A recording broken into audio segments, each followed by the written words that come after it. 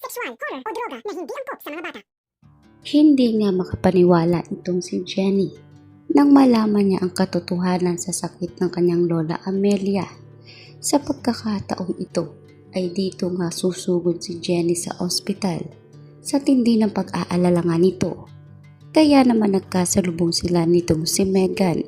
Sinabi ni Megan kung saan na naman ba ito pupunta. Kaya inamin nito si Jenny na kinakailangan niyang makausap ang kanyang lola Amelia sa lalong madaling panahon sapagkat hindi na nga kakayanin ni Jenny kung may pamilya pa nga siyang magkakaroon ng sakit. Ngunit naalala ni Jenny na matindi ang pakikiusap nitong si Minchie na wag nang ipaalam kay Megan ang totoo na magkapatid nga sila nito sa ama. Kaya naman nagkunwari na lamang si Jenny na meron siyang pupuntahang impormasyon tungkol sa kanyang amang si Perry. At nang makita nga ni Jenny na lumayo na at umuwi na itong si Megan, ay dito nga niya dahan-dahang binuksan ang pintuan ng kwarto ni Amelia Halari. Doon ay nakita niya ang nagpapahingang matanda.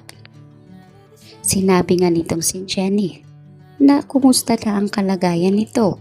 Sana ay noon pa ay nalaman nga ni Jenny na itong si Amelia ay kanyang lola. Nangungulila umano si Jenny dahil hindi niya nga naramdaman ang magkaroon ng lola. Hindi tulad ni Megan na malayang malaya na nararamdaman ang pagmamahal nitong si Amelia. Ngunit hindi naglaon ay biglang nagkamalay si Amelia at narinig niya lahat ang mga sinabi ni Jenny. Sinabi ngayon ni Amelia na alam niya na ang totoo. Alam niyang apo niya si Jenny.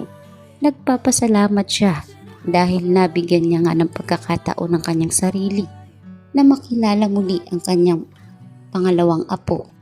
Hindi umano nagtatanim ng sama ng loob si Amelia sa ina nitong si Minchie dahil noon pa man ay pasan-pasan na ni Minchie ang sandamakmak na problema at kitang-kita niya naman ang naging bunga nito sapagkat mabuting tao si Jenny at mabuti rin itong anak.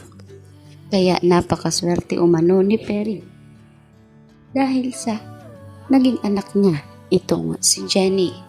Kaya naman gagawin umano lahat ni Amelia para gumaling at makapiling niya pa ng maikling panahon si Jenny. Hinawakan ni Amelia ang mga kamay ni Jenny at ipinapangakong hindi mawawalan si Jenny ng mana mula sa mga halari. Dahil dito ay inamin ni Jenny na wala siyang hinahabol na kahit anong yaman sa mga halari.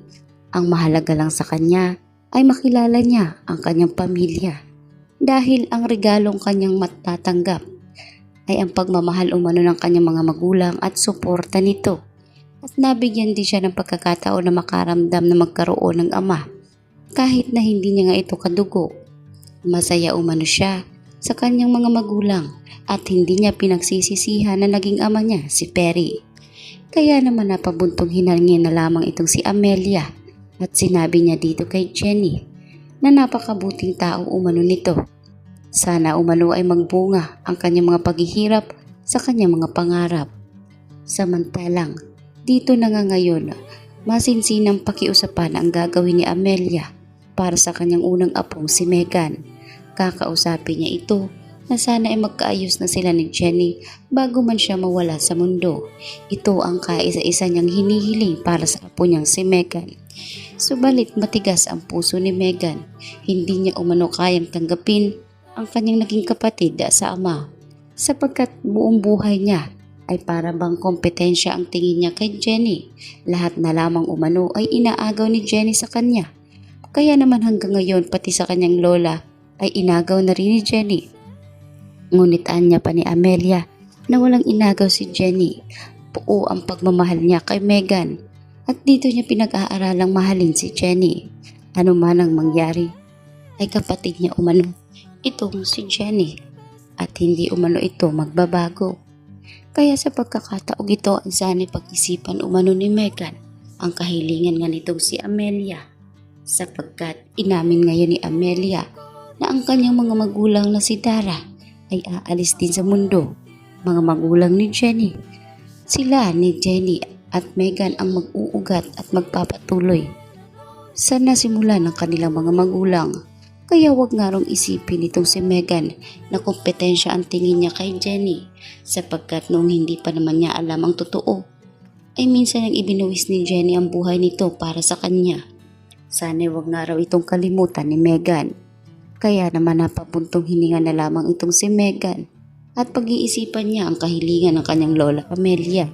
Sa pag-uwi niya nga sa kanila ay dito niya kinausap ang kanyang ina tungkol nga sa pakiusap sa kanya ng lola Amelia. Ngunit itong si Dara ay parang